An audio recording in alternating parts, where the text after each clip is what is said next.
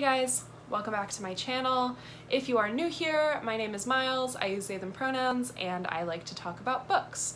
If you are a returning viewer, thank you so much for coming back. I really appreciate having you here. So today I wanted to talk about summer horror reading recommendations. So I did a video last year for fall and Halloween horror recommendations. However, my favorite season to read horror is actually during the summer. I am always like, if I'm going to the beach or the river or the pool, I will always have a shitty mass market paperback with me. I like to read bad, trashy horror during the summer. Those are not the books I'll be recommending to you today. Maybe I can make a separate video another time of my favorite shitty, trashy mass market horror books. But today I wanted to bring you, I think it's my top 9 summer horror reads that I've picked out for you. So it's going to be perfect for whatever you're doing for summer vacation, whether you are going to the beach or a little cabin in the woods or a road trip, or if you're just staying home because it is too hot to go outside because of all these heat waves.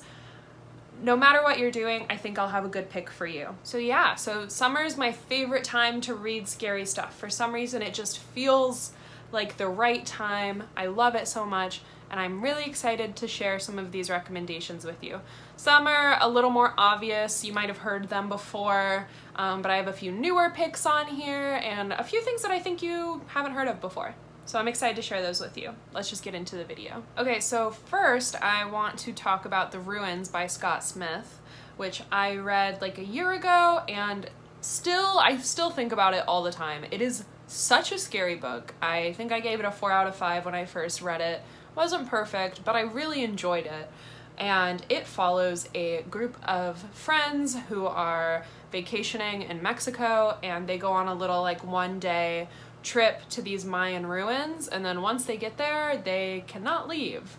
I can't give away too much about this book because I think the reveal of what's going on is so fucking crazy that you just have to read it.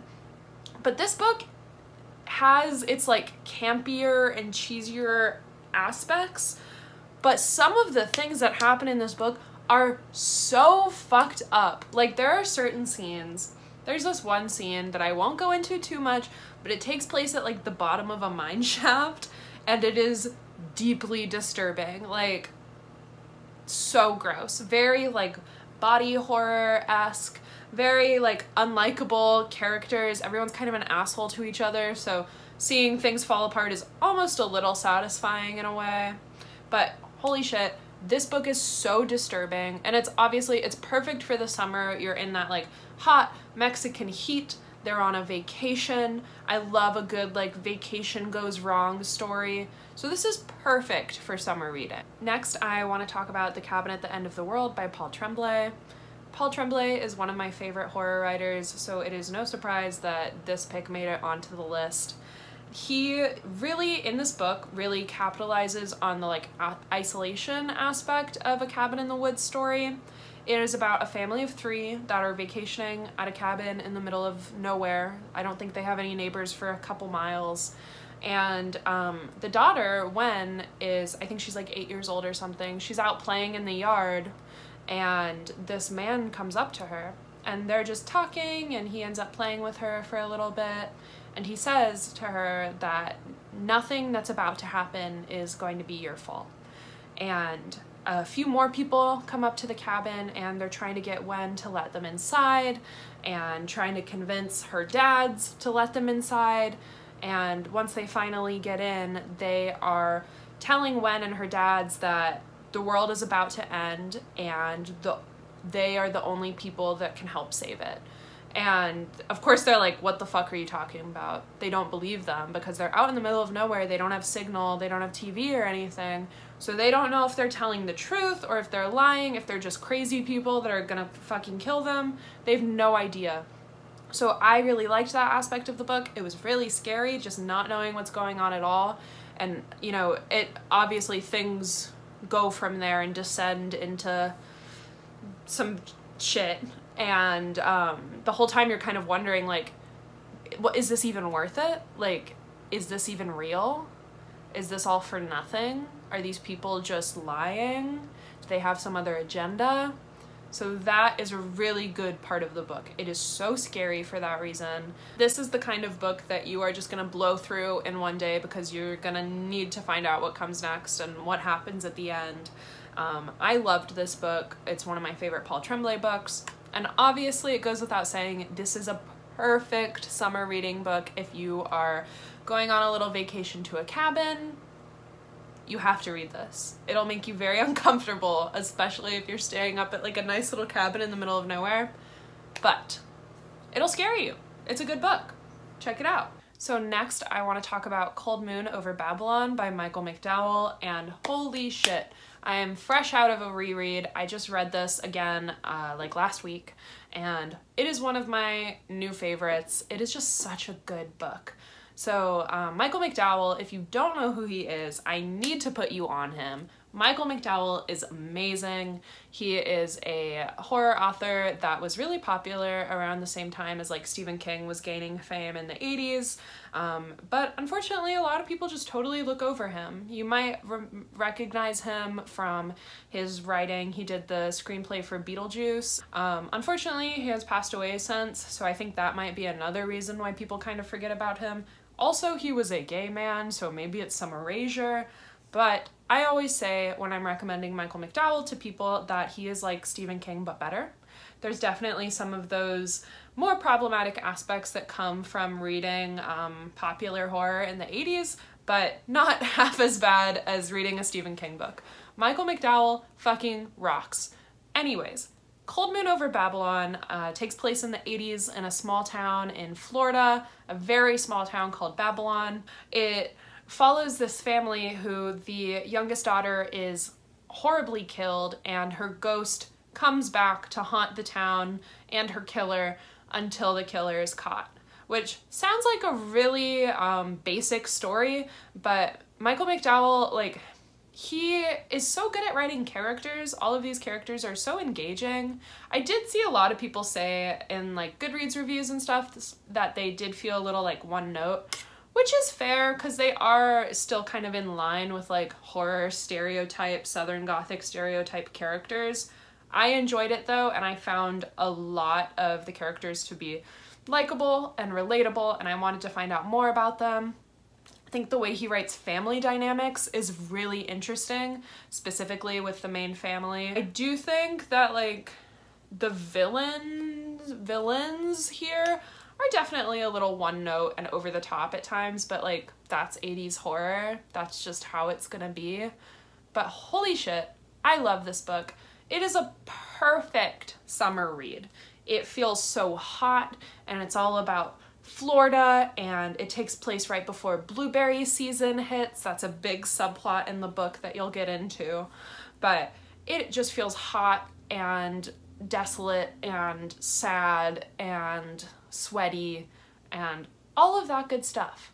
And it is such a satisfying read too. Like when it comes to its close, you will feel very satisfied with how things end up. I will warn you, it is pretty crazy. It is like an 80s horror movie, so you have to like that genre to like get into this. But if you're a Stephen King fan or kind of an ex-Stephen King fan like myself, check out Michael McDowell. This book is so fun, but also horrific and brutal and disturbing and violent, and I cannot recommend it enough. I love this book. Next, I want to talk about a new release, which is Sundial by Katarina Ward.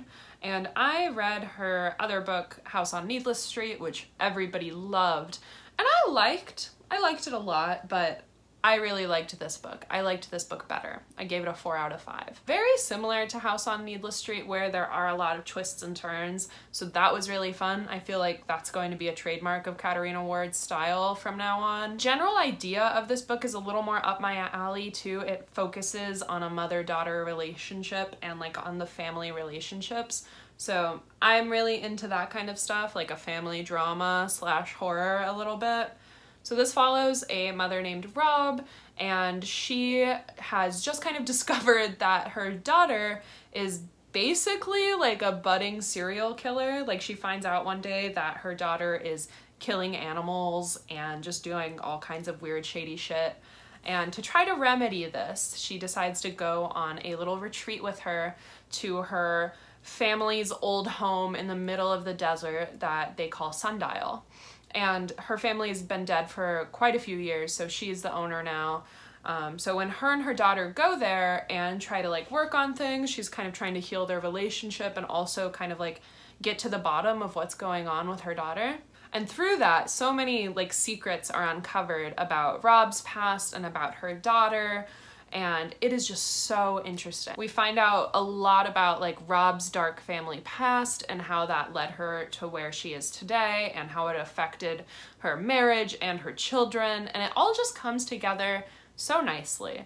And it's very disturbing though, so I will warn you for that trigger warning here for like animal death and animal abuse, just so you know before you go into it. It's pretty intense, but it wasn't too much. I still really enjoyed this book. It is perfect for a hot summer day.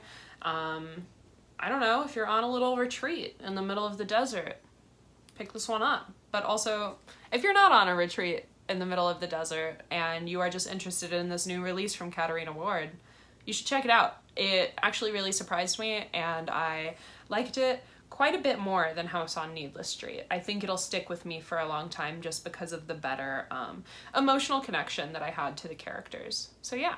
I also want to recommend Annihilation by Jeff Vandermeer. I've talked about this book quite a few times. This is one of my favorite books of all time. If you've seen my top 10 books ever video, this is there. But I just had to recommend it because I think it is a perfect summer horror novel. It might be different from the horror that you're used to. Some people don't consider Annihilation a horror novel. I definitely do. There are some really fucking scary moments in here. Some pieces of just like masterfully crafted horror. It just might not be what you're used to.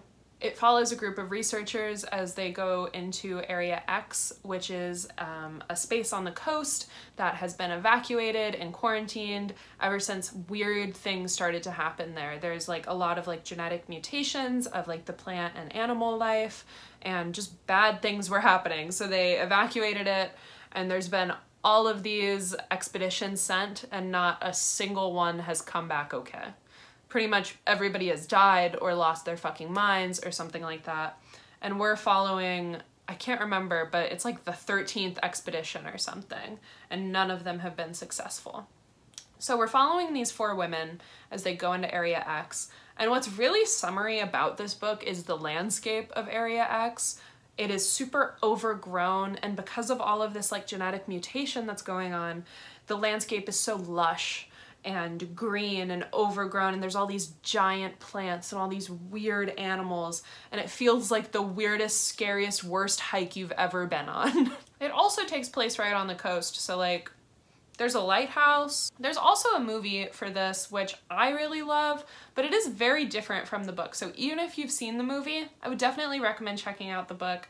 It is perfect for that sense of like slow creeping horror. Like it's not gonna give you your standard like Stephen King or like, I don't know, a plot, like any of your crazy plot twists, or I don't know. It just feels like it's the kind of horror where it feels like something is wrong and you can't place it, and there's something right behind you, but you don't know what it is. Like, I love this book. Would definitely recommend it. Next, I want to talk about The Devil All the Time by Donald Ray Pollock. This is a really good book. I definitely have some mixed feelings about it, but it is a great summer book. It mostly takes place in Ohio, but it is still a Southern Gothic to me. It has everything. It has all of those archetypes.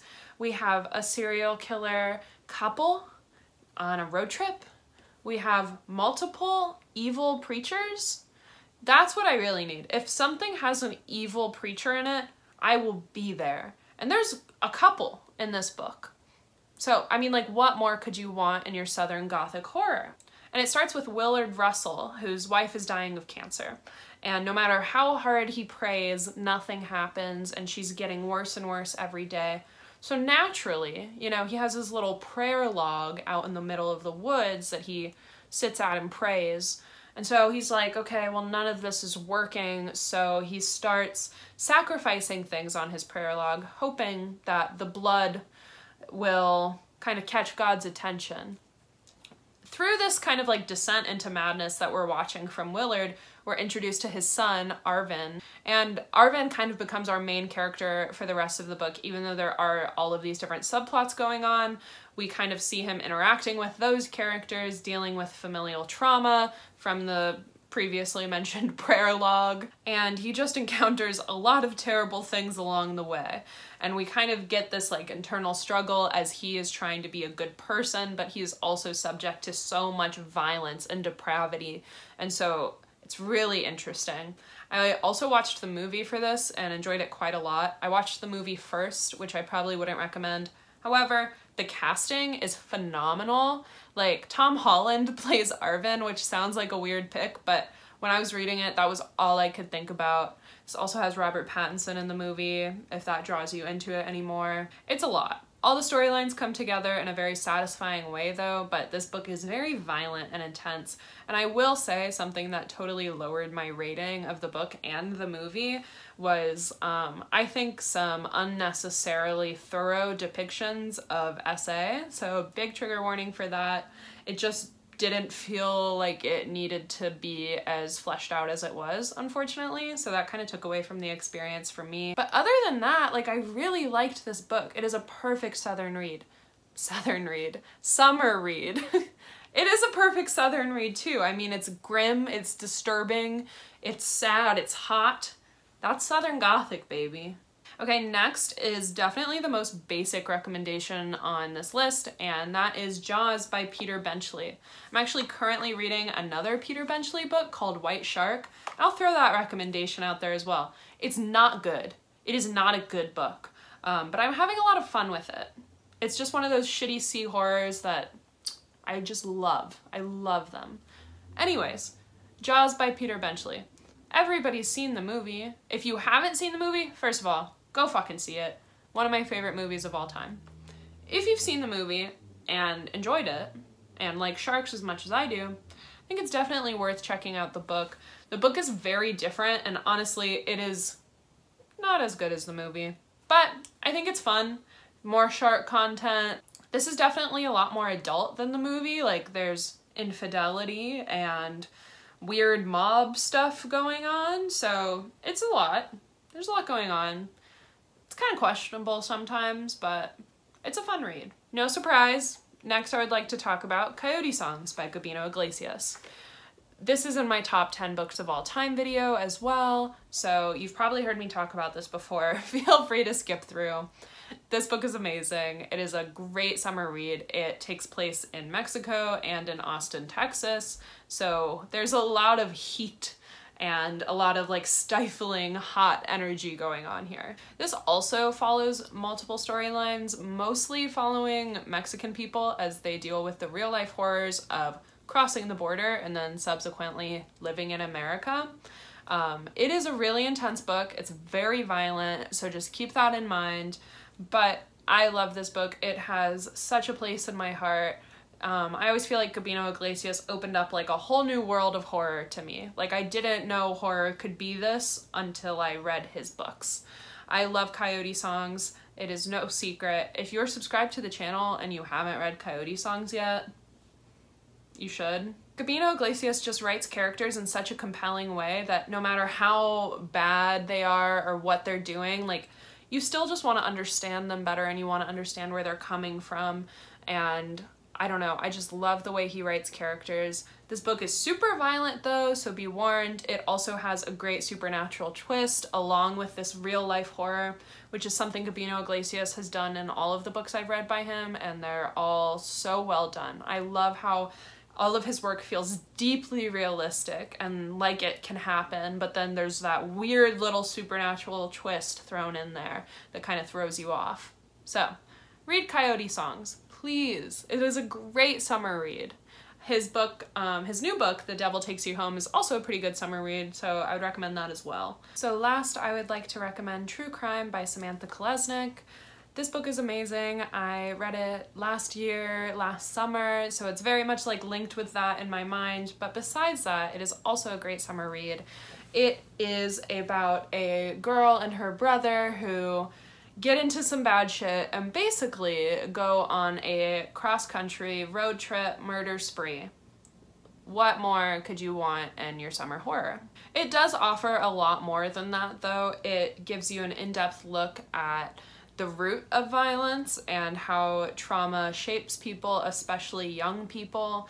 It gives you an in-depth look into how these characters operate and why they do what they do without excusing their actions. It's a short little novella, so it won't take up too much of your time. It is perfect for just like a day sitting at the beach or a little car ride because of the subject matter.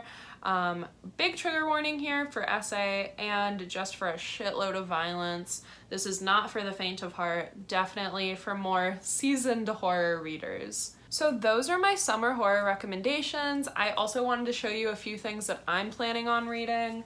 I am in a really big Southern Gothic kick right now, but of course I have to go back to my roots and continue reading shitty summer horror books. So I bought Paperbacks from Hell, finally, by Grady Hendrix. I'm going to read this. I've been wanting to read it forever. This is exactly what I'm talking about when I say that I will just buy a shitty mass market paperback and bring it to the beach with me and just see what happens. And I have a few examples of that as well. I have Clive Barker's Books of Blood, which this is actually in Paperbacks from Hell, which is cool. I've had this book for years. I think it is a story collection by Clive Barker. I'm really excited to check this out. It's gonna be super weird and scary, and I'm excited. I don't know that much about it. Then my girlfriend found this book for me. This is called The Night Boat. This is problematic, but it's so fucking funny. Here's the cover. Great cover, right? Right? And I love sea horror. I didn't realize it is about Nazi zombies, so it does turn me off of it a little. I don't know if I'll be reading this, but I did have to show you the cover. I really like the cover. And tagline is, "A Nazi ghost ship rises from beyond the grave. Its inmates hungry for revenge. Very hungry." So fucking stupid. Maybe I'll read it. I don't know. But it's hilarious. So those are some examples of the shitty mass market paperbacks that I've been reading recently. I'm not gonna recommend like any of those to you though, because they're not good, but I enjoy reading them because it's fun. So I hope these summer recommendations are right up your alley. I hope they are the perfect companion for a beach day or a day at the lake or a little day at the cabin or wherever you are going this summer, or if you're just staying at home. I hope these serve you well. Please let me know in the comments if you have any other summer horror recommendations, specifically shitty mass market paperbacks and Southern Gothic. I'm always looking for recommendations on those, so let me know in the comments down below. If you have read any of these books or if you read any of these because of my recommendation, let me know in the comments. Feel free to like and subscribe as well while you are here, and thank you so much for watching. I will see you guys in the next video. Bye!